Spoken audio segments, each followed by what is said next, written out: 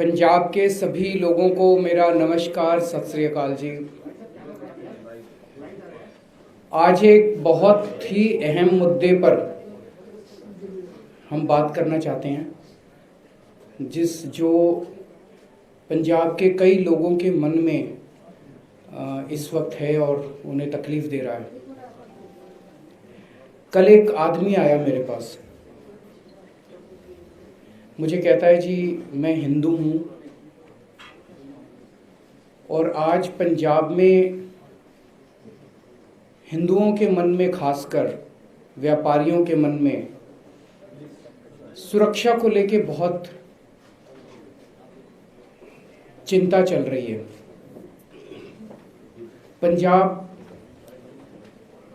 एक बहुत ही बुरे आतंकवाद के दौर से गुजरा है और इसलिए केवल हिंदू नहीं, सभी लोगों के मन में पंजाब की कानून व्यवस्था को लेके, सुरक्षा को लेके, आंतरिक सुरक्षा को लेके काफ़ी चिंता चलती रहती है कि वापस वो दौर किसी भी हालत में नहीं आना चाहिए। तो उसने मुझे कहा जी पिछले दिनों की जो कुछ घटनाएं हैं उन्होंने हमें चिंतित कर दिया है। जिस तरह से भारतीय जनता पार्टी और कांग्रेस के बीच में पीएम की सिक्योरिटी को लेके एक गंदी राजनीति हुई, उससे बोला कि लोगों के मन में, खासकर हिंदुओं के मन में बड़ी कि ये चल क्या रहा है। नेशनल सिक्योरिटी के मुद्दे पे, इंटरनल सिक्योरिटी के मुद्दे पे इस किस्म की राजनीति अच्छी नहीं है। अगर ऐसे राजनीति होगी तो फिर सुरक्षा कौन देगा। जिस तरह से पिछले कुछ महीनों के अंदर पंजाब के अंदर कई सारी घटनाएं घटी हैं, जगह जगह टिफिन बॉम्ब मिल रहे हैं, जगह जगह बॉर्डर से ड्रोन्स आते हैं, लुधियाना में बॉम्ब ब्लास्ट हो गया, बेअदबी की घटनाएं हो गई। मैं आज पंजाब के सभी लोगों को, हिंदुओं को भी, सिख समाज को भी, क्रिश्चियंस को भी, मुस्लिम्स को भी, सभी जाति के लोगों के, सभी धर्मों के लोगों को, 3 करोड़ पंजाबियों को यह आश्वस्त करना चाहता हूँ कि आम आदमी पार्टी की सरकार आएगी तो आपकी सुरक्षा की जिम्मेदारी हमारी होगी। एक एक व्यक्ति की, एक एक व्यापारी की सुरक्षा की जिम्मेदारी हमारी होगी। दिल्ली में हम सरकार चला रहे हैं 7 साल से। केंद्र सरकार से हमारे बहुत सारे मतभेद हैं, होते ही हैं 2 सरकारों के बीच में। लेकिन आप लोगों ने देखा कि कभी भी हमने जब जब देश का मुद्दा आया, जब जब समाज का मुद्दा आया, जब जब लोगों का मुद्दा आया, हमने कभी राजनीति नहीं की उस पर। आप लोगों ने देखा होगा कि किस तरह से कोरोना के वक्त में हमने, केंद्र सरकार ने बहुत बार हमें प्रोवोक किया, लेकिन उसके बावजूद हमने केंद्र सरकार के साथ मिलकर काम किया और कोरोना को अच्छे से दिल्ली के अंदर हमने मैनेज किया। मैं पंजाब के सभी लोगों को, हिंदुओं को, सिखों को, क्रिश्चियंस को, मुस्लिम्स को, सबको आश्वस्त करना चाहता हूं कि राष्ट्रीय सुरक्षा और आंतरिक सुरक्षा के ऊपर हम कभी भी किसी भी किस्म की राजनीति नहीं होने देंगे। कोई राजनीति नहीं होगी। केंद्र सरकार के साथ मिलके पंजाब सरकार काम करेगी और पंजाब के बॉर्डर स्टेट है, बड़ा सेंसिटिव स्टेट है, पंजाब के लोगों की सुरक्षा का, देश की सुरक्षा का को सुनिश्चित करेगी।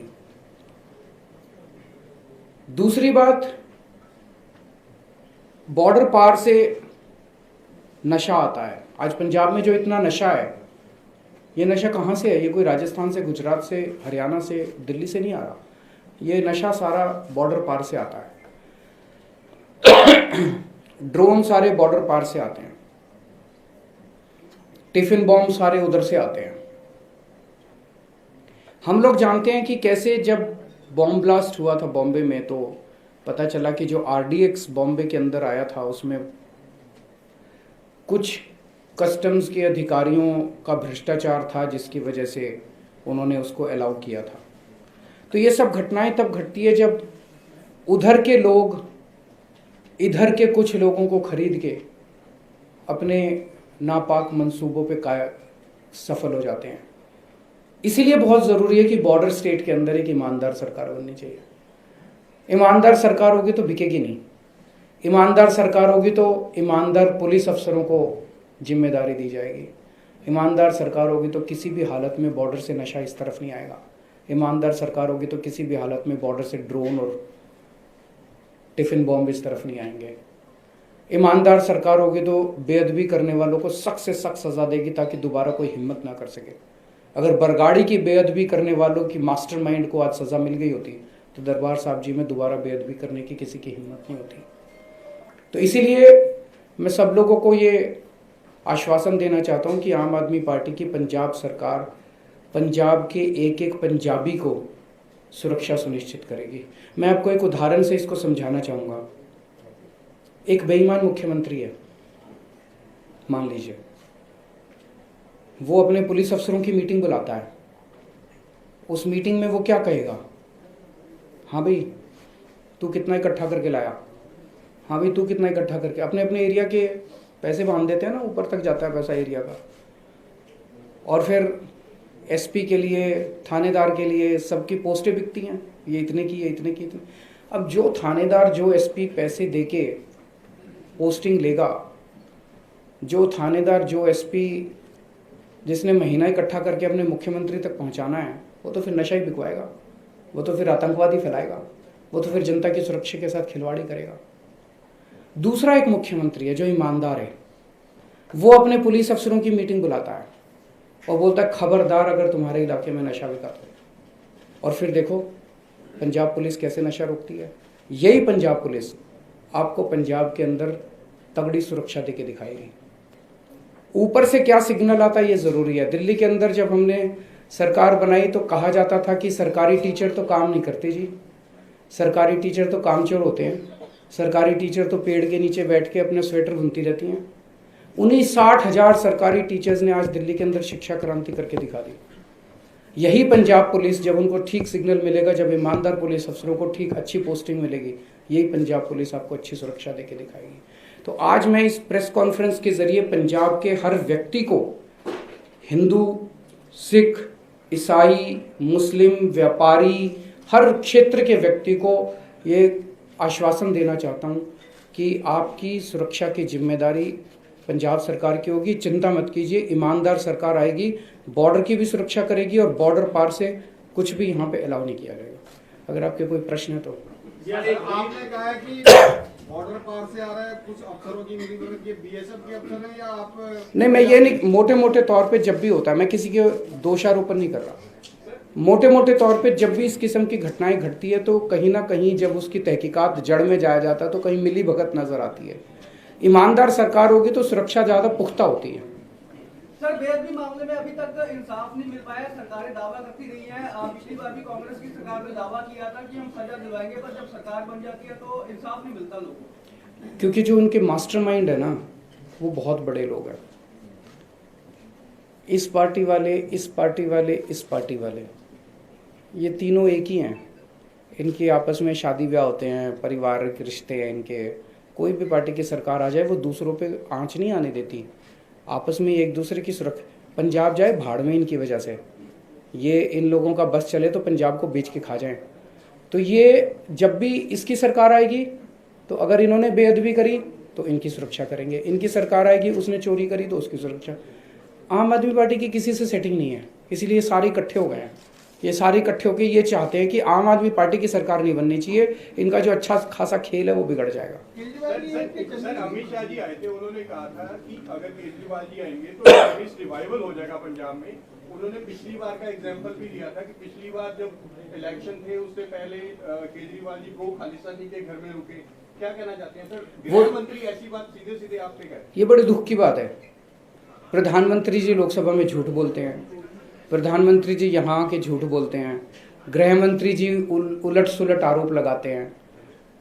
ये शो, इसीलिए मैंने कहा बीजेपी और कांग्रेस आंतरिक सुरक्षा के साथ खिलवाड़ कर रहे हैं और उसके ऊपर राजनीति कर रहे हैं। देश की सुरक्षा और आंतरिक सुरक्षा के ऊपर राजनीति नहीं होनी चाहिए। सरकारी दल ये कह रहे हैं कि अगर केजरीवाल की सरकार बनती है तो एसवाईएल का पानी वो दिल्ली में ले जाएंगे, पानी ले जाएंगे दिल्ली में। वो ये कह के वोट बैंक अपना एसवाईएल पे स्टैंड भी स्पष्ट कर दीजिए सर। सुबह से लेके शाम तक वो लोग केवल और केवल बेतुके हमारे ऊपर आरोप लगाते हैं। जैसा मैंने कहा कि सारी पार्टियां इकट्ठी हो गई है, वो नहीं चाहती कि किसी भी हालत में आम आदमी पार्टी की सरकार बने, वो नहीं चाहती कि किसी भी हालत में भगवंत मान मुख्यमंत्री बने, क्योंकि ये इनका जो 70 साल का जो लूट है वो लूट सारी बंद हो जाएगी। इस लूट को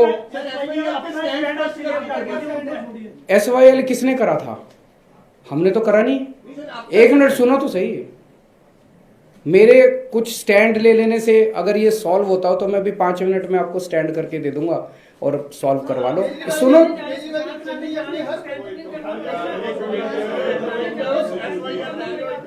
यार, मेरे को बोलने दोगे तभी तो कुछ बोलूंगा। आप बीच में ही मेरे को रोकोगे तो कैसे बोलूंगा? आप ये किसने करा है? ये एसवाईएल बनाना किसने शुरू किया था? नहीं सर, किसी ने भी शुरू किया हुआ। अरे यार मेरे को ड्रग्स भी पहले हो गया, आप खत्म करेंगे। प्रॉब्लम तो आपने नहीं छेड़ी थी। Similar is the case here. आप मेरे को बोलने देंगे या आप ही अगर बोलना है तो फिर आप लिख लो जो मर्जी लिखना है। अगर आप मेरे को बीच में काटेंगे तो फिर मैं नहीं बोलने वाला। आप बोल लो आपने जो बोलना है। अगर आप मेरे को बोलने देंगे तो मैं बोलूंगा और मैं अपने हिसाब से बोलूंगा, चाहे मेरे को 1 घंटा बोलना पड़े। आप बीच में मेरे को डिस्टर्ब नहीं कर सकते। आपको हो सकता है मेरा जवाब पसंद नहीं आए, लेकिन मैं आपके लिए नहीं बोल रहा, मैं जनता के लिए बोल रहा हूँ। और आपकी जिम्मेदारी है जो मैं बोलूं उसको जनता तक पहुंचाएं। जनता को पसंद आए ना आए वो उनकी मर्जी है। एसवाईएल शुरू किसने किया था? इन्हीं लोगों ने किया था। बताते हैं कि जब शुरू हुआ था तो फलाने फलाने लोगों को गुड़गांव में फलानी जगह बदले में ज़मीनें भी मिली थी। तो इन दोनों पार्टी के लोगों ने मिलके इसकी शुरुआत करी थी। और उसके बाद जब ये मामला पॉलिटिकली सेंसिटिव बनता गया, कई सारे ऐसे मौके आए। यहाँ पे कैप्टन साहब की सरकार थी, ऊपर कांग्रेस की सरकार थी, यहाँ पे अकाली भाजपा की सरकार थी, हरियाणा में बीजेपी की सरकार थी, सेंटर में बीजेपी की सरकार थी। इन्होंने सॉल्व क्यों नहीं किया? ये आके हरियाणा में कुछ और बोलते हैं, पंजाब के अंदर कुछ और बोलते हैं, केंद्र के अंदर कुछ और बोलते हैं, सुप्रीम कोर्ट के अंदर कुछ और बोलते हैं। ये सॉल्व करना नहीं चाहते। ये एक ऐसा मुद्दा नहीं है जिसके ऊपर कि केजरीवाल ने ये स्टैंड बोल दिया तो ये समस्या का समाधान हो गया, फलाने ने ये स्टैंड बोल दिया तो ये समस्या का समाधान हो गया। मेरा अपना मानना है कि पंजाब के जो भी अधिकार हैं, पंजाब का जो भी हक है, वो किसी भी हालत में वो हक मरना नहीं चाहिए। उसको हम सुनिश्चित करेंगे कि पंजाब का जो भी हक है वो हक मरेगा नहीं। ये इस समस्या का समाधान या तो कोर्ट में और या मिल बैठ के, सब लोगों को मिल बैठ के इसका समाधान लेना पड़ेगा। इसके ऊपर भी राजनीति नहीं होनी चाहिए। राजनीति करने से केवल हर चुनाव के पहले एसवाईएल पे क्या स्टैंड है जी, एसवाईएल पे क्या स्टैंड है जी, ये स्टैंड ले लेने से आप हरियाणा में जाके पूछ लो खट्टर का क्या स्टैंड है और यहाँ पे पूछ लो बीजेपी का क्या स्टैंड है। आप कांग्रेस से पूछो कि हरियाणा में क्या स्टैंड है और कांग्रेस से पूछो कि पंजाब में क्या स्टैंड है। ये स्टैंड से समस्या का समाधान हुआ है आज तक? हमें समस्या का समाधान करना है कि स्टैंड लेने हैं। केवल और केवल राजनीति हो रही है इस मुद्दे के ऊपर। राजनीति से ना तो हरियाणा का फायदा हो रहा और ना पंजाब का फायदा हो रहा। वो मैंने सुना कल सुखबीर बादल कहते हैं कि केजरीवाल ने सुप्रीम कोर्ट में याचिका की है कि पंजाब का पानी सारा दिल्ली ले जाऊंगा मैं।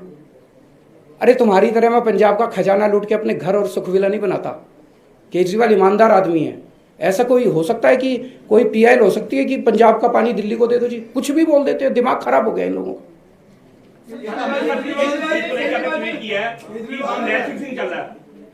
अमृतसर की सीट पे हमने, जैसे मैंने अभी 2 दिन पहले चन्नी साहब के बारे में भी बयान दिया था, हमने सर्वे कराया था। हमने अमृतसर ईस्ट का भी सर्वे कराया और उसमें सिद्धू साहब हार रहे हैं, मजीठा जी हार रहे हैं और मजीठिया जी हार रहे हैं और ये लड़की जीत रही है। और उसका कारण भी बता देता हूँ। हमने इसको भी 2-3 बार सर्वे कराया।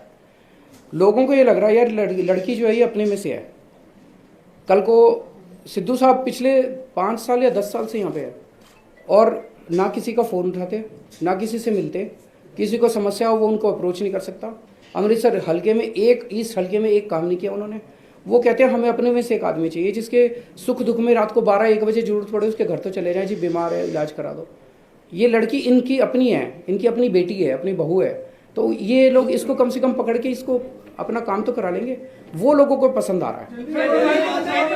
बहुत सारी जितनी पॉलिटिकल पार्टीज आपके एडवर्सरीज हैं उसमें चन्नी साहब से लेके इवन सुखबीर बादल सबका ये आरोप है कि वो कहते हैं कि हमारे जो बचे कुचे कैंडिडेट्स हैं जो यहाँ तक भी कह रहे हैं कि झूठन है, वो आप में जारी, तो आप में नया क्या है।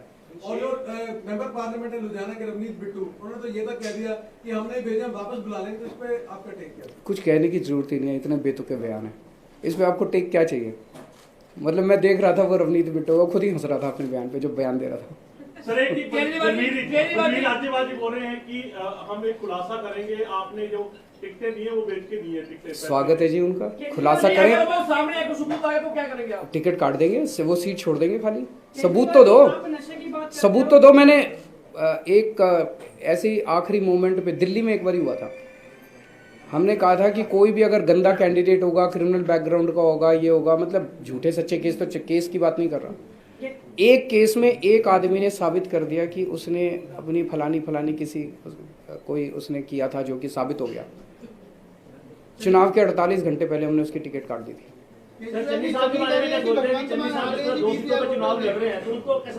दोनों हारेंगे जी, मैंने तो लिख के भी दे दिया। अब कल 2 चैनल वो अब बदले में जब वो क्या कहते, जब आप लोगों ने उनसे पूछा जाके वो क्या जवाब देते, वो यही जवाब दे रहे हैं। मैंने कल भी आपको कहा था, देखो जी सुबह से शाम तक आप चन्नी साहब के बयान है केजरीवाल केजरीवाल केजरीवाल केजरीवाल केजरीवाल केजरीवाल ऐसे करते रहते हैं। वो रात को सो नहीं पा रहे आजकल, आंख बंद करते हैं तो भूत की तरह मैं आता हूँ, फिर वो डर के उठ जाते हैं। वो बहुत दिन से नहीं सोए हैं। मैं भगवान से उनकी स्वास्थ्य की प्रार्थना करता हूँ कि उनको शांति दे थोड़ा उनके मन को। आप नशे की बात करते हो सर, आपकी वीडियो वायरल हो रही है, आप दिल्ली के बारे में बात कर रहे हैं, गली गली में नशा बिक रहा है और गुलाबी ठेके की बात कर रही है। वो ठेके खुले हैं, नुक्कड़ में 430 के करीब ठेके का अलॉटमेंट हुआ है अभी। पंजाब में कितनी दुकानें हैं? सुनो एक मिनट, सुनो मैं आपको डेटा तो ले लो यार। अभी दिल्ली सरकार ने कुछ महीने पहले एक नई एक्साइज पॉलिसी निकाली है। ये उस एक्साइज पॉलिसी का विरोध कर रहे हैं बीजेपी वाले खासकर। मैं सारी डिटेल आप लोगों को बता देता हूँ, इसको अच्छे से छाप देना और इसको अच्छे से चला देना, क्योंकि प्रधानमंत्री अमित शाह इनके पास कुछ नहीं बचा हमारे खिलाफ कहने को। मतलब साफ हो गई है बीजेपी दिल्ली से। दिल्ली में पहले 850 दुकानें थी शराब की। उसकी समस्या ये थी कि कुछ एरिया में ये कॉन्सेंट्रेटेड थी और कुछ एरिया ड्राई थे, वहाँ दुकानें नहीं थी, जिसकी वजह से जहाँ दुकानें नहीं थी वहाँ पे इलीगल दारू बिकती थी। इसको हम बंद करना चाहते थे। टोटल 850 दुकानें थी। आज नई एक्साइज पॉलिसी में 846 दुकानें सैंक्शन हुई, 4 कमी हुई हैं, ज़्यादा नहीं बढ़ाई हमने। लेकिन हमने क्या किया है कि ये जो 850 दुकानें इधर कॉन्सेंट्रेटेड थी उसको इक्वली डिस्ट्रीब्यूट कर दिया, ताकि कोई ड्राई एरिया ना बचे, ताकि इलीगल दारू मिलनी बंद हो जाए। अब नहीं ऐसा कुछ नहीं है, बकवास कर रहे हैं। तो सुनो एक बार सुन ले यार, सुनने की अरे यार सुन तो लो। मैं आपका पॉइंट नहीं है, उसका पॉइंट तो दूसरा वो पूरा नहीं हुआ। दूसरों के पॉइंट भी पूरे हो जाने दो यार। तो 850 में से 846 दुकानें खुलनी है, उसमें से अभी केवल 550 ही खुली हैं, बाकी अभी धीरे धीरे खुल रही हैं। ये पूरी कोशिश कर चुके, स्मृति ईरानी आ चुकी दिल्ली में, इनके बड़े बड़े प्रधानमंत्री जी इस पे बोल चुके। जनता से इनको दिल्ली में समर्थन ही नहीं मिल रहा। एक मिनट सुन तो जाओ यार, सुन तो लो यार मेरे को। तो इनको कोई जनता का समर्थन ही नहीं मिल रहा। इतने बड़े बड़े अगर देश का प्रधानमंत्री, देश का गृह मंत्री, स्मृति ईरानी जैसे लोग अगर वहां पे वर्चुअल रैली करी, कहते हैं विशाल रैली, वर्चुअल रैली, जनता में 4 आदमी इनकी बात नहीं सुन रहे। जनता अगर नाराज होती, मेरे को तो जनता से लेना देना, दिल्ली की जनता अगर नाराज होती मैं उस पर एक्शन लेता, लेकिन जनता खुश है।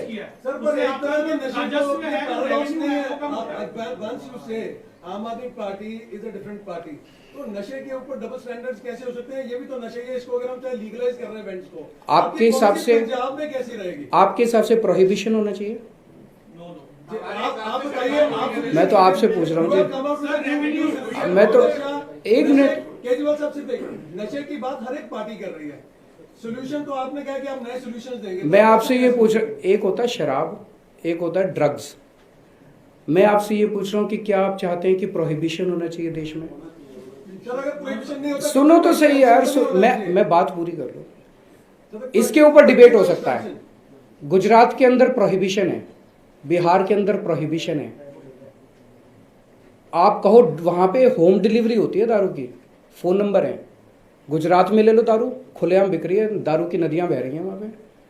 तो सारा स्टेट में इलीगल दारू बिक रही है, सारे बिहार में इलीगल दारू बिक रही है। वो पैसा कहाँ जा रहा है? जिसने प्रोहिबिशन किया उसके पास जा रहा है। ये सुनो तो, एक मिनट सुन तो लो यार, मेरी बात पूरी नहीं हुई अभी, सुनते नहीं हो यार। लीगलाइज करना सोल्यूशन है आपके हिसाब से? मैं सुन तो लो यार। तो जहां तक ड्रग्स का सवाल है, जहां दिल्ली, जब हम पंजाब के अंदर नशे की बात करते हैं, हम ड्रग्स की बात करते हैं। जो इंजेक्शन लगते हैं, जो गोलियां लेते हैं, जो अफीम खाते हैं बच्चे, जो ड्रग्स बिकती है, उसकी बात करते हैं। जहां तक लिकर का सवाल है, पूरे देश के अंदर, पूरी दुनिया के अंदर दिल्ली जो है वो देश की राजधानी है, इंटरनेशनल टूरिस्ट्स भी आते हैं वहाँ पे। दिल्ली के अंदर प्रोहिबिशन नहीं किया जा रहा है, लेकिन दिल्ली के अंदर कोई ऐसी भी बात नहीं है कि जितनी पहले दारू बिकती थी उससे कोई बहुत ज़्यादा दारू बिकने लगी है।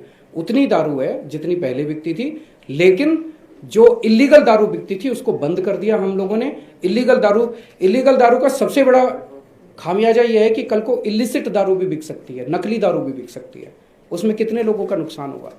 आप ही हराना चाहते हैं क्योंकि आप खुद मुख्यमंत्री बनना चाहते हैं, चल नहीं कह रहे। इस जवाब देने लायक है? मतलब मैं कैसे बनूंगा बताओ? मैं तो चुनाव ही नहीं लड़ रहा।